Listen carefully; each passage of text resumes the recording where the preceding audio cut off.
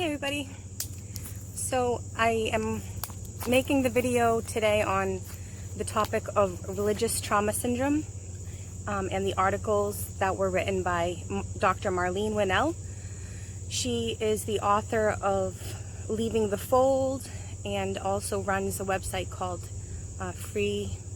Journey Free, and has multiple resources and is an excellent expert and psychotherapist on the trauma caused by high control groups, religions, and the trauma that results from exiting or leaving these groups. So, as promised, I have highlighted a few excerpts from her articles. I will post a link to her website where you can find these articles in the description below, but I wanted to share some of the excerpts that really stood out to me from her article. So I'm going to split this video into 3 segments for each of the articles that she wrote. So the first article is Understanding Religious Trauma Syndrome. It's time to recognize it. And I find it surprising that this isn't something that's more prominent in the psychotherapy and psychology fields as it relates to religious trauma, because any of us that have gone through this experience, it doesn't take a professional or a scientist to really understand the concept behind the trauma that's experienced when someone decides after researching and coming to the realization that the religion that they were raised in, or the religion that they had dedicated their lives and adhered to, is suddenly guilty of spreading deception and lies and wearing a mask and hiding behind that mask to hide such things as child sexual abuse, mishandling, pedophiles being covered up, a real estate or publishing corporation, and as that business is migrated. So these revelations can be very traumatizing, and the ripple effect that it takes in people's lives can be very diverse. Everybody experiences it differently, but the bottom line is it's traumatizing. And so I wanted to share with you, with no further ado, some parts from her article. So she starts out with a quote: "I'm really struggling and I'm desperate never to go back to the religion I was raised in, but I no longer want to live in fear or depression. It seems that I'm walking through the jungle alone with my machete. No one to share my crazy and sometimes scary thoughts with." These comments are not unusual for people suffering with religious trauma syndrome, or RTS. Religious trauma? Isn't religion supposed to be helpful or at least benign? In the case of fundamentalist beliefs, people expect that choosing to leave a childhood faith is like giving up Santa Claus. A little sad, but basically a matter of growing up. But religious indoctrination can be hugely damaging, and making the break from an authoritarian kind of religion can definitely be traumatic. It involves a complete upheaval of a person's construction of reality, including the self, other people, life, the future, everything. People unfamiliar with it, including therapists, have trouble appreciating the sheer terror that it can create and the recovery needed. Later down in the article, she says, more people are coming out to talk about this issue. Millions, who are quietly suffering and being treated for other issues when the fundamental issue is religious abuse. So the first subheading in this article: barriers to treating RTS. At present, raising questions about toxic beliefs and abusive practices in religion seems to be violating a taboo. In society, we treasure our freedom of speech, freedom of assembly, and freedom of religion. Our laws and morals reflect the general principle that if we're not harming others, we can do as we like. Forcing children to go to church hardly seems like a crime. Real damage is assumed to be done by extreme fringe groups we call cults, and people have heard of ritual abuse. Moreover, religious institutions have a vested interest in promoting an uncritical view. But mind control and emotional abuse is actually the norm for many large, authoritarian, mainline religious groups. The sanitization of religion makes it all the more insidious. When the communities are so large and the practices normalized, victims are silenced. As therapists, we have no real appropriate diagnosis in our manual. Even in the commonly used list of psychosocial stressors, amidst all the change and loss and disruption, there is no mention of losing one's religion. Yet it can be the biggest crisis ever faced. This is important for us because people are leaving the ranks of traditional religious groups in record numbers, and they are reporting real suffering. In assessment, we seem to have a blind spot. Psychotherapists do not traditionally ask a new client much about religious background. They delve into family, medical, educational, occupational, and other areas of personal history, including alcoholism and mental illness in the extended family.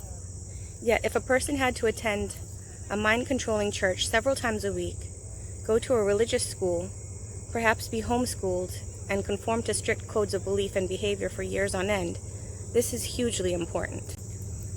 Another obstacle in treatment is that most people with RTS have been taught to fear psychology as something worldly and therefore evil. It is very likely that only a fraction of sufferers are even seeking help. Within many dogmatic, self-contained religions, mental health problems such as depression or anxiety are considered sins. They're even seen as evidence of not being right with God. A religious counselor or pastor advises more confession and greater obedience as curative and warns that a secular interpretation from a mental health professional would be dangerous. God is called the great physician, and a person should not need any help from anyone else. Doubt is considered wrong, not honest inquiry. Moreover, therapy is a selfish indulgence. Focusing on one's own needs is always sinful in this religious view, so RTS victims are often not even clear how to do it. The clients I've worked with have had to overcome ignorance, guilt, and fear to make initial contact. So, what is RTS, or religious trauma syndrome? In somebody who's suffering from it, in their words, they say, "I suffer with guilt and depression and struggle to let go of religion. I'm also battling with an existential crisis of epic proportions and intense heartache. I feel like I'm the only person in the world that this has happened to. Some days are okay, but others are terrible. I do not know if I will make it through this." And these words are echoed by millions of people who are exiting the organization of Jehovah's Witnesses and suffering the consequences of being shunned by family, their entire community and circle of friends, and having to start fresh. So RTS is the condition experienced by people who are struggling with leaving an authoritarian, dogmatic religion and coping with the damage of indoctrination.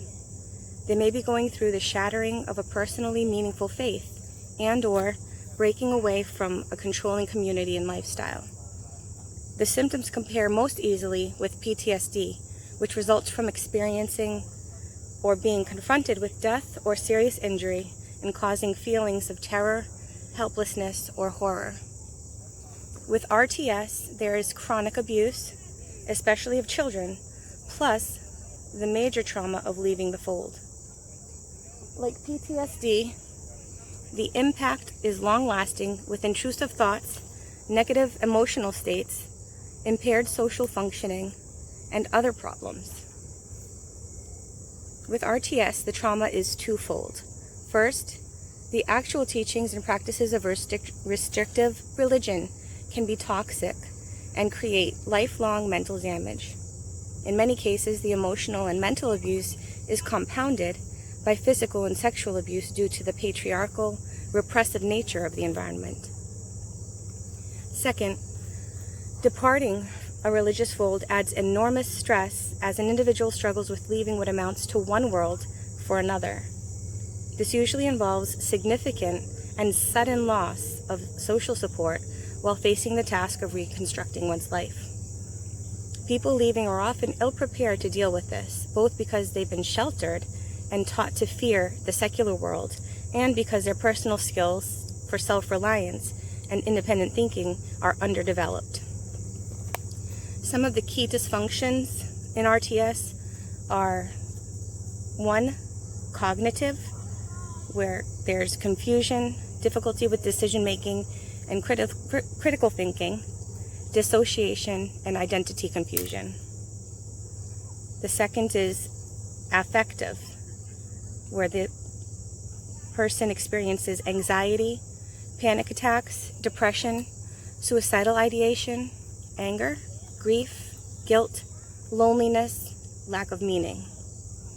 The third is functional, where the person suffers from sleep and eating disorders, nightmares, sexual dysfunction, substance abuse, or somatization.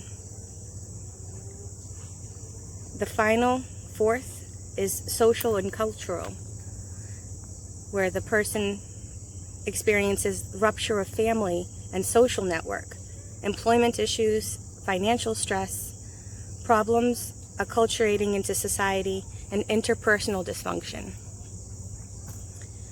These comments are from people going through it, and they are the best way to convey the intensity of this religious trauma syndrome.